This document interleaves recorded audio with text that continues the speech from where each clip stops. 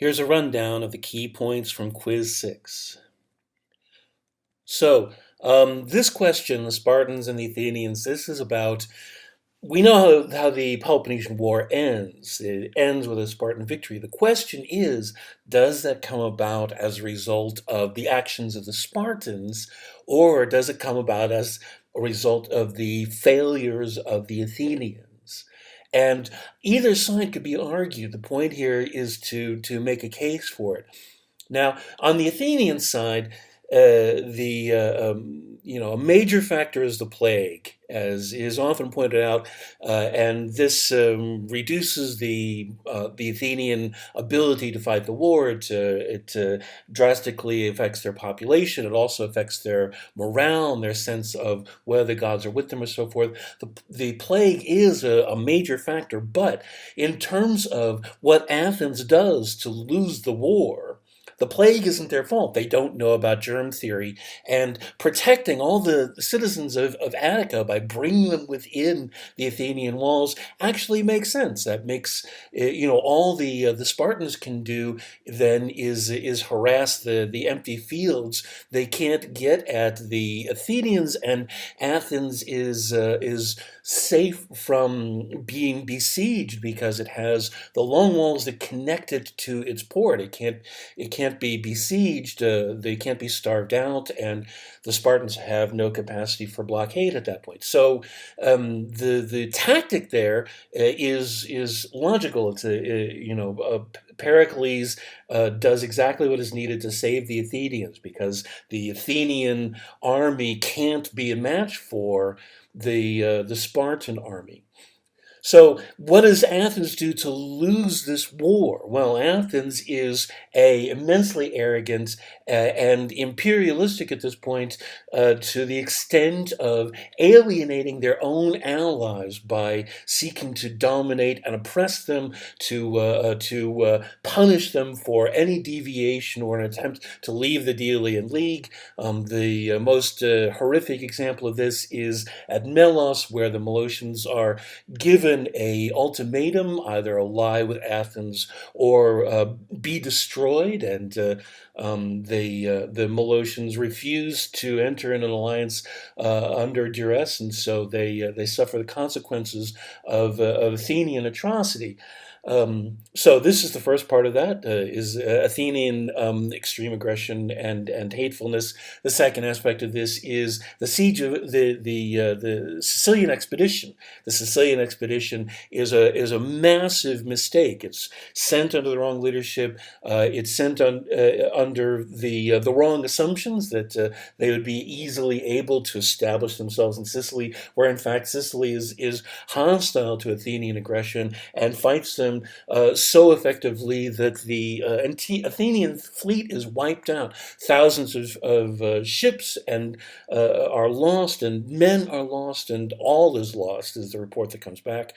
And so the Sicilian expedition cripples Athens, and that is a direct result of Athenian arrogance and overconfidence. What does Sparta do to win this war? Sparta has no capacity to defeat Athens throughout this long war because they aren't a naval power. And so what Sparta does to win this war at the end, after this has been dragging on for nearly 3 decades, is to enter into a fateful alliance with Persia in order to gain access to Persia's naval ability. The trade-off for this is that the Spartans sell out the Greeks of Western Anatolia. They sell out the Ionians and the rest of the Greeks of Anatolia to the Persians, the very Greeks that had been liberated by the Delian League. The Spartans write off an entire nations of Greeks to be placed under Persian despotism, and this brings them the ability to win this war. The Battle of Agaspatomai is a naval battle that Sparta wins because of this Persian alliance. But of course, the legacy of this is the fury and hatred of all of the Greeks against Sparta for selling out the Greeks to Persia, and this has long consequences after the Peloponnesian War. Who are the Sophists? Okay, well, the basic answers of Sophists are teachers in various forms of art and rhetoric, but the context for this is that the Sophists teach the ability to argue regardless of truth and morality. And this is exactly why they become the focus of hatred for Aristophanes in the clouds, who targets the Sophists as being detrimental and perilous to Athens itself. And Plato, who is the student of the real Socrates, Socrates, the real Socrates, and Plato both believe in absolute truth. They believe in piesis, the idea that truth, justice, right and wrong is intrinsic, inherent to existence itself. It's immutable in the universe. And so to take the opposing position, as people like the Sophists do, that truth is whatever you can convince people of, right and wrong is whatever people are taught to believe, and that can change from one day to the next if you can convince them. That's the nomos point of view. People like Plato, who believe in absolute truth, would see those who champion the ability to argue any position as being dangerous, immoral, even monstrous in terms of the survival of Athens. In terms of what's happening right now in the clouds, so this middle section of the clouds includes these discussions between Strepsiades and Socrates, and the so Socrates suggests that he prevents the moon from rising so that his bills don't come due. This is, whether the character of Socrates, fake Socrates, is saying this as a joke or not. This is obviously meant to be a ridiculous suggestion. You can't alter reality in this way. And this is meant to make the positions of the fake Socrates and the Sophists ridiculous. This is meant and this is also if the character of Socrates is also making fun of Strepsiades here for being so clueless. Strepsiades' suggestion is that he hang himself, and that way his creditors can't come and collect debt from him. This kind of defeats the purpose.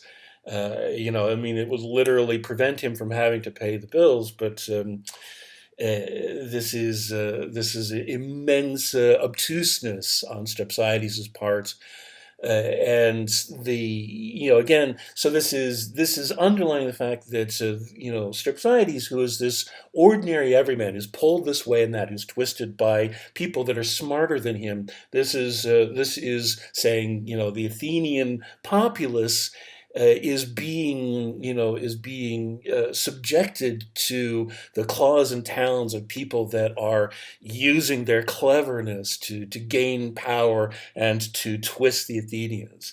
Strepsiades is representing the vulnerability of ordinary Athenians to these people that are too clever, who are trying to create new knowledge and inflict it on Athens, rather than Athenians being beholden to the gods and to tradition, the things that had made Athens great. And the danger of that is so immense that between one generation and the next, the Athenians become morally rudderless. This is the difference between Strepsiades, the father, who is merely twisted around, and Phidippides, the son, who is completely without moral compass.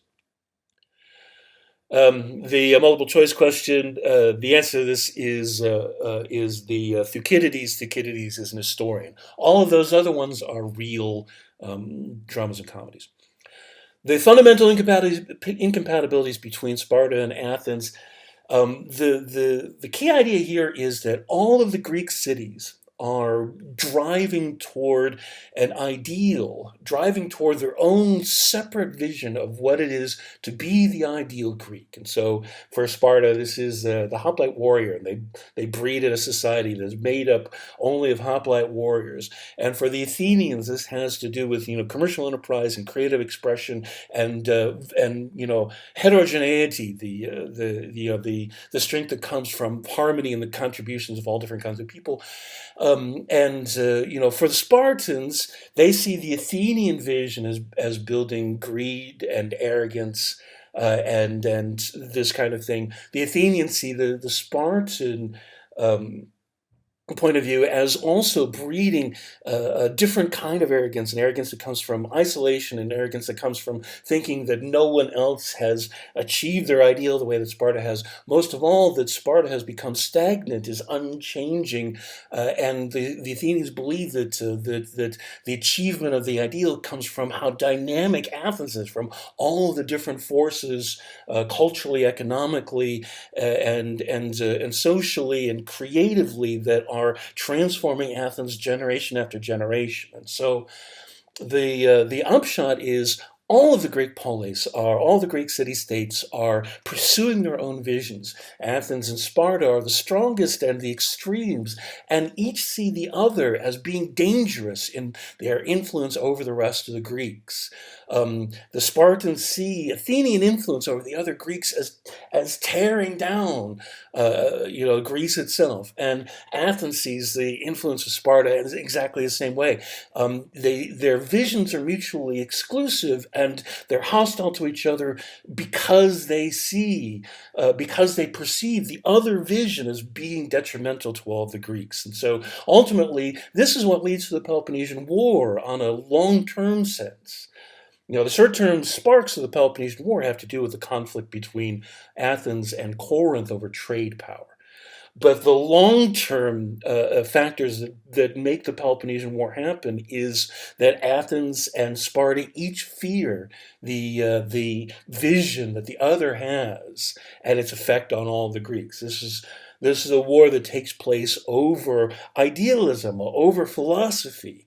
And it's the most detrimental and destructive war that this part of the world had ever seen. And that's the end of the quiz. Email me with any questions.